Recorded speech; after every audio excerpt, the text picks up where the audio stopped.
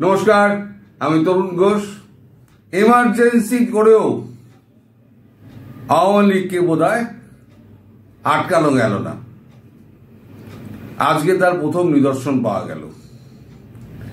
আজকে দুপুর 1-1:30 নাগাদ নারায়ণগঞ্জ থেকে একটা জাহাজে করে কয়লা আসছিল। কয়লাটা যাচ্ছিল ঢাকা।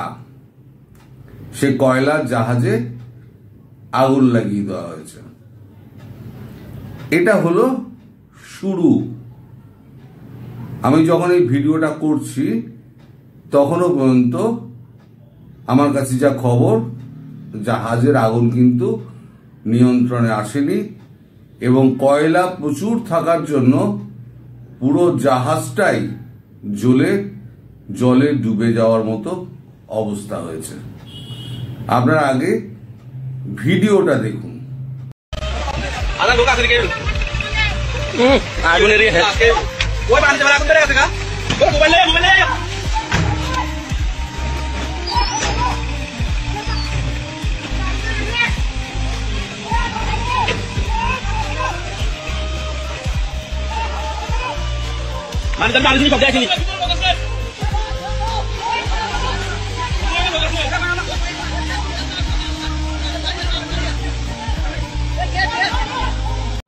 দর্শক, এটাকে বোধহয় বলতে হবে শেষের শুরু। আওয়ামী লীগের ফিরে আসার এটা হলো শুরু আর এদের হচ্ছে শেষ। তাই বলছি, এদের শেষের শুরু হলো। গোটা আগস্ট মাসটা কিন্তু এখনো পড়ে রয়েছে। চারদিকে হাহাকার, কে কোথায় পালাবে তার কোনো ঠিক নেই। তার মধ্যে যদি এরকম 3-4টে ঘটনা যদি ঘটতে থাকে, একে একে আওয়ামী লীগ কিন্তু জেগে উঠবে। আমি জানি না এই জাহাজ কে আগুন লাগিয়েছে, কিভাবে লাগিয়েছে তা আমি জানি না, কিন্তু ডক্টর ইউনূসের কিন্তু হৃদকম্প এতে আরো বেড়ে যাবে, এটা বোঝা যাচ্ছে।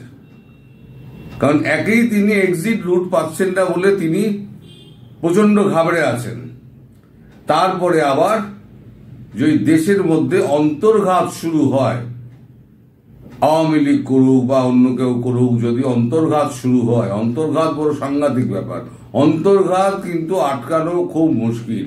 কে কোথা দিয়ে কি করে দেবে এটা বোঝা কিন্তু খুব মুশকিল। কারণ পুরো দেশটাই কিন্তু আওয়ামী লীগ এদিকে ওদিকে লুকিয়ে রয়েছে। মানে যারা লুকিয়ে রয়েছে তারা তো আর বসে নেই, তারাও তো ফেরার জন্য তৈরি হয়ে রয়েছে। তারা এবার সূচনাটা শুরু করছে। হয়তো সলতে পাকাচ্ছিল একদিন ধরে, মানে সলতে পাকায় তো, এখন সলতে পাকাচ্ছিল। এই সলতে পাকানোতে এবার একটু আগুন ধরিয়ে দেখলো যে ঠিকঠাক জ্বলছে কিনা। যদি ঠিকঠাক জ্বলে থাকে, মানে কাজকর্ম সব ঠিকঠাক চলে, তাহলে আরো করো। এই যে শুরুটা হলো না, এটা কিন্তু ডক্টর ইউনূসের পক্ষে আরো ভয়ঙ্কর হয়ে গেল। এবার ডক্টর ইউনূস কিন্তু রাতে আর ঘুমোতে পারবেন না। একে সেফ এক্সিট নেই, তারপরে অন্তর্ঘাত শুরু, আওয়ামী লীগ আসছে। সুতরাং ভাগো এবার, কিন্তু ভাগবে কোথায়? ভাগার রাস্তা তো নেই। এরপরে ভাগার রাস্তার মানে ভাগবেন কি করে, কোথায় যাবেন, তার কি অবস্থা হবে সেটা পরের ভিডিওতে আসছে। 1 ঘন্টা বাদেই আমি সেই ভিডিও আপলোড করব। আগে এই ছোট ভিডিওটা আপনারা দেখুন। এই ভিডিওটা দেখলে পরে আপনারা বুঝতে পারবেন যে আওয়ামী লীগ কিভাবে ফিরে আসছে। সবাই দেখুন। সবাইকে ধন্যবাদ। নমস্কার।